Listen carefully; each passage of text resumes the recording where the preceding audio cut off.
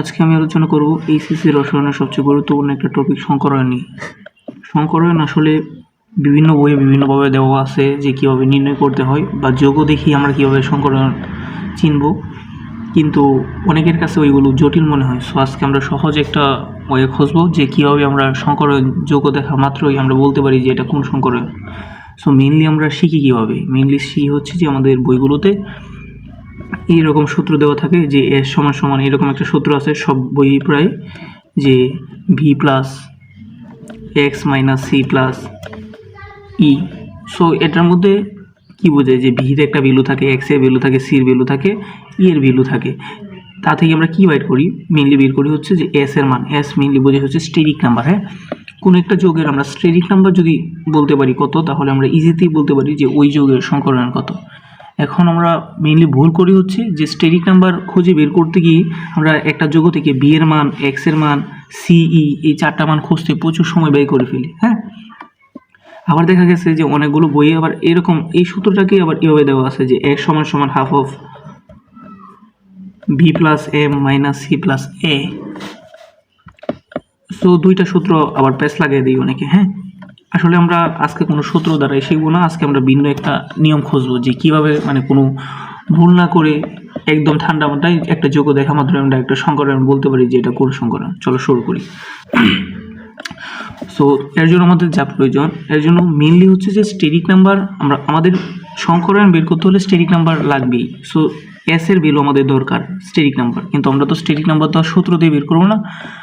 আর একটা জিনিস হচ্ছে যে আমরা জানি স্টেরিক নাম্বারের ভ্যালু যদি 2, 3 এরকম হয় আর কি, 2 থেকে শুরু করে তারপর যত পর্যন্ত হতে পারে ওইটা আমাদের কোনো ফেক না।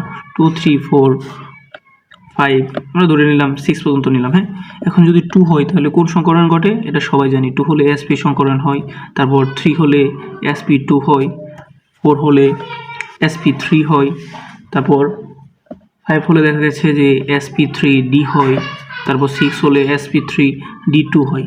সো এইগুলো নিয়ে কোনো সমস্যা নেই, মেইনলি আমাদের বের করতে হবে এই সংখ্যাগুলো যে 2, 3, 4, 5, 6 মানে যোগ থেকে আমাদের এই স্ট্যাটিক নাম্বারের এই সংখ্যাগুলো যদি আমরা বের করতে পারি তাহলে ইজিতেই আমরা সংকরায়ন বলতে পারবো যে কোনো একটা যোগের কোন সংকরায়ন।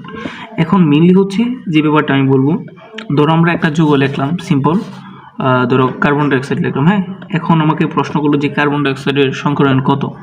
তুমি ফার্স্ট অফ অল সূত্রবাদ চিন্তা করবে যে কার্বনের ইলেকট্রন বিন্যাস তুমি কিন্তু জানো যে ধরো এরকম হয় যে 2 আর হচ্ছে 4, কারণ কার্বনের মোট ইলেকট্রন সংখ্যা হচ্ছে 6টা, তাহলে 2 আর 4 হয়। সবসময় যেই দুইটো মানে একটা যোগের মধ্যে যেই মৌলগুলো থাকবে প্রত্যেকটা মৌলের কী করবে তুমি ইন্ডিভিজুয়ালি সর্বশেষ শক্তি স্তরের যে ইলেকট্রন সংখ্যা অর্থাৎ যোজ্যতা ইলেকট্রনগুলো তুমি বের করবে। তাহলে আমি সির যোজ্যতা ইলেকট্রন কত 4 আমি পেলাম। আচ্ছা, এখন অক্সিজেন কত, অক্সিজেন হচ্ছে 8, তাহলে 2 আর 6, তাহলে অক্সিজেনের পেয়েছি 6 আর হচ্ছে কার্বনের পেয়েছি কত 4। এখন তোমার কাজ হচ্ছে যে অণু থাকবে মানে একটা যোগে কোনো একটা মৌলের সাথে যে অণু সংখ্যা থাকবে এই অণু সংখ্যা ওই মৌলের যুদ্ধতা ইলেকট্রনের সাথে গুণ করে দেব।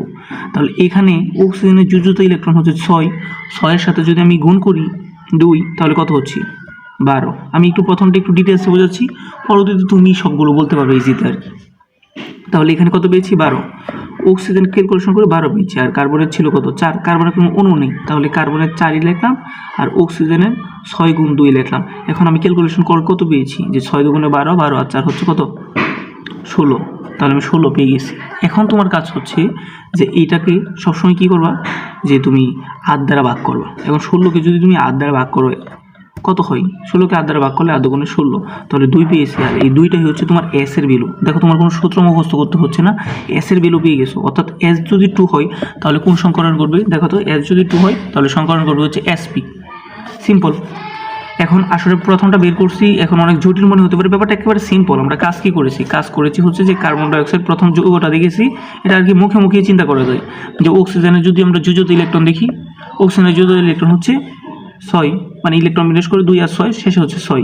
আবার হচ্ছে কার্বনের হচ্ছে 2, 4 শেষে 4, যেহেতু অণু আছে 2 তাহলে 6 এর সাথে 2 গুণ করে দিছি, আর কার্বনের কোনো অণু নেই তাহলে 4ই, 4 2 6 গুণ 2 সমান সমান পাইছি 16। 16 আমরা 8 দিয়ে ভাগ করছি, 8 দ্বারা ভাগ করবো আর কি। 16 8 দ্বারা ভাগ করছি পেয়েছি 2 মানে হচ্ছে এই যোগের সংকরণ হচ্ছে কি এসপি সংকরণ। আরও যদি আমরা কয়েকটা দেখি তাহলে কি করবে আর কি, চলো দেখি। ধরো আমরা চিন্তা করলাম যে PCl5 এই যৌগের সংকরণ কি। এখন তুমি সিম্পল মুখে দেখিয়ে বলতে পারো যে তুমি ক্লোরিনের সংকরণ কি, ক্লোরিনের যুদ্ধ ইলেকট্রন কত জানো তুমি, ক্লোরিনের যদি ইলেকট্রন বিন্যাস করে 2 8 আর কত থাকে 7, মানে সর্বশেষ শক্তি স্তরে ইলেকট্রন কত 7, যুদ্ধ ইলেকট্রন 7, তাহলে এখানে 7 লিখলাম, 7 গুণ 5 লিখলাম। আর ফসফরাসের কত, ফসফরাস যেহেতু মোট সংখ্যা হচ্ছে ইলেকট্রন 15, তাহলে 2 8 5, তাহলে এখানে হবে 5 আর মাঝখানে কত যোগ চিহ্ন। হ্যাঁ, সো এখন কি 5 7 35, 35 আর যদি 5 যোগ করি তাহলে কত হয় 40, তাহলে 40 লিখলাম। 40টা কত দ্বারা ভাগ করব, 8 দ্বারা ভাগ করব। এখন যদি 8 দ্বারা ভাগ করি তাহলে কত হয় 5 8 40, এখানে কত হইল 5। এখন তুমি আবার বলতে পারো যে স্টেরিক নাম্বার যদি 5 হয় তাহলে সংকরণ কত হবে sp3d। আমরা যদি আরেকটা যৌগ দেখি, ধরো এরকম যে IF7, এরকম একটা যৌগ দেখলাম। হ্যাঁ, সো এই যৌগের মধ্যে কি ঘটে তুমি জানো, এখন কিন্তু আর বিস্তারিত বলতে হয় না যে কোন যৌগের যুযুদ ইলেকট্রন কত, এটা যেহেতু এইচএসসিতে পড়ো সো এটা জানো। হ্যাঁ, সো এফ এর যুযুদ ইলেকট্রন কত 7 আমরা জানি, গুণ হচ্ছে 7, 7 কেন 7 যেহেতু হচ্ছে অনুসংখ্যা 7, প্লাস আয়োডিনের যুযুদ ইলেকট্রন কত, আয়োডিনের যুযুদ ইলেকট্রন হচ্ছে 7। এখন যদি ক্যালকুলেশন করি তাহলে কত দাঁড়ায় যে 7 7 49, 49 আর 7 যোগ করলে হচ্ছে কত 56, তুমি ভাগ করবে কত দ্বারা 8 দ্বারা ভাগ করবে, তাহলে 8 দ্বারা ভাগ করলে কত হবে 7 8 56, তাহলে 7 স্টেরিক নাম্বার পেয়ে গেছো 7, তাহলে 7 এখানে আমি দেইনি, 7 হচ্ছে কত 7 হলে sp3d3, মানে এটি পর্যন্ত আমরা জানি সবাই আর কি। তাহলে যেহেতু আমি ক্যালকুলেশন করে পেয়েছি 7, তাহলে এখানে কত হবে যে sp3d3। সো হোপফুলি সবাই বুঝতে পেরেছো কীভাবে সূত্র ছাড়াও দেখা মাত্র যোগ্য থেকে আমরা সংকরণ বের করতে পারবো। ধন্যবাদ সবাইকে।